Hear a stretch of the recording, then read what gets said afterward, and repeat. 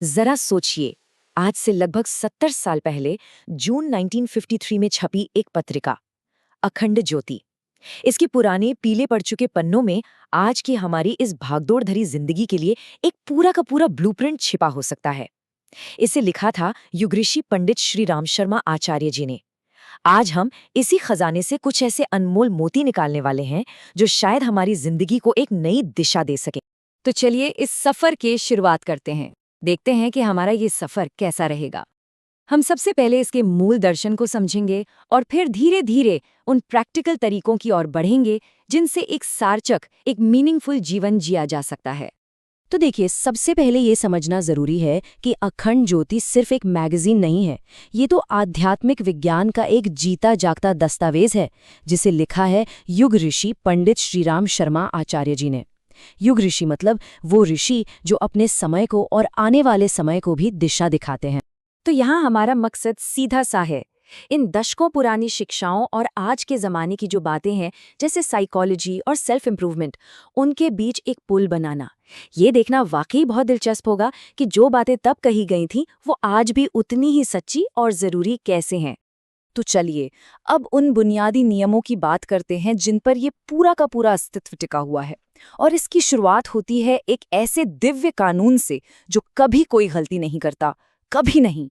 यहाँ पर जो मूल विचार है ना, वो ये है कि ये जो ब्रह्मांड है ये किसी संयोग से नहीं चल रहा। ये न्याय की एक बहुत ही सटीक और निष्पक्ष व्यवस्था पर चलता है। हम इसे कर्म का सिद्धांत भी कहते हैं। और ये कोई अंधविश्वास नहीं है, बल्कि कारण और परिणाम का एक पक्का विज्ञान है। जैसा करोगे वैसा भरोगे, सिंपल। और यहाँ देखने वाली बात यह है कि हमारे बनाए इंसानी कानून और इस ब्रह्मांडीय कानून में कितना बड़ा फर्क है। इंसानी अदालत में सजा काम होने के काफी बाद मिलती है, लेकिन कर्म का कानून तो वो तो इंस्टेंट है। जैसा काम वैसा परिणाम उसी पल तय हो जाता है। आप इससे बच ही नहीं सकते। और ये जो दिव्य शक्ति है जो इस कानून को चला रही है, वो कहीं दूर आसमान में नहीं है। नहीं, वो हमारे अंदर और हमारे चारों तरफ हर पल हर क्षण मौजूद है। हमारे हर काम, हमारी हर छोटी से छोटी सोच की गवाह है। इसीलिए तो कहते हैं कि खोज बाहर नहीं, अपने भीतर ही पूरी होती है। तो सवाल ये उठता है कि अगर ये नियम सच हैं, तो हम अपनी जिंदगी को इनके साथ तालमेल में कैसे लाएं? जवाब बहुत सीधा है। शुरुआत अंदर से करनी होगी, जिसे इस पत्रिका में एक बहुत ही सुंदर नाम दिया गया है, अंतःशुद्धि। अंतःशुद्धि का सीधा सा मतलब है मन की सफाई। जैसे हम रोज अपने शरीर को साफ करते हैं, ठीक वैसे ही मन में जमे गलत विचारों और भावनाओं को साफ करना, जैसे गुस्सा, लालच, जलन। आप इसे एक तरह की मेंटल हाइजीन समझिए, जो किसी भी आध्यात्मिक तरक्की की पहली और सबसे जरूरी सीढ़ी है। इसके लिए पत्रिका एक बहुत ही साफ रास्ता बताती है। सबसे पहला कदम ये स्वीकार करें कि हमारे अंदर अच्छा भी है और बुरा भी। फिर दूसरा कदम, जानबूझकर कोशिश करके अच्छे गुणों को बढ़ाएं और बुरे विचारों को ताकत देना बंद कर दें, उन्हें भूखा मार दें। नतीजा, जब अंदर की दुनिया शांत और शुद्ध हो जाती है तो असली ताकत और सुकून वहीं से मिलता है। और इसी आंतरिक शुद्धि से जुड़ा है मानसिक स्वास्थ्य का विचार।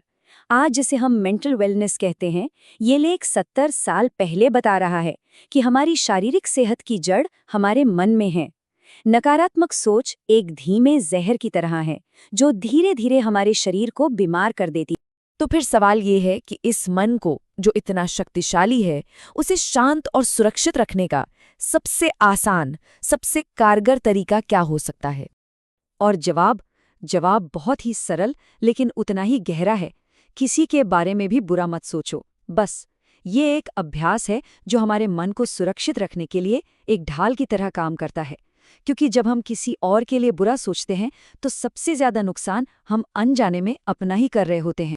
तो ठीक है, जब हम अपनी अंदर की दुनिया को इस तरह साफ कर लेते हैं तो इसका असर हमारी बाहरी दुनिया पर पड़ना तो तय है। तो चलिए अब ये देखते हैं कि ये आंतरिक बदलाव हमारे भाग्य को और समाज में हमारी भूमिका को कैसे एक नया आकार देता है। ये लेख उस सोच को पूरी तरह से नकारता है जो कहती है कि हाथ पर हाथ धरकर बैठ जाओ, जो किस्मत में होगा मिल जाएगा। नहीं, यहाँ पुरुषार्थ यानी खुद के प्रयास, खुद की मेहनत की शक्ति पर जोर दिया गया है।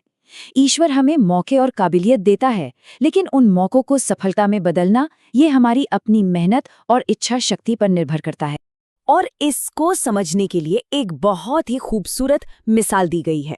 मान लीजिए कि भाग्य हमें एक खाली कैनवस देता है, लेकिन उस पर क्या तस्वीर बनेगी ये इस बात पर निर्भर करता है कि हम अपनी मेहनत के ब्रश से कौन से रंग भरते हैं। यही ज्ञान हमारे कामकाज और प्रोफेशनल जिंदगी पर भी हूबहू लागू होता है।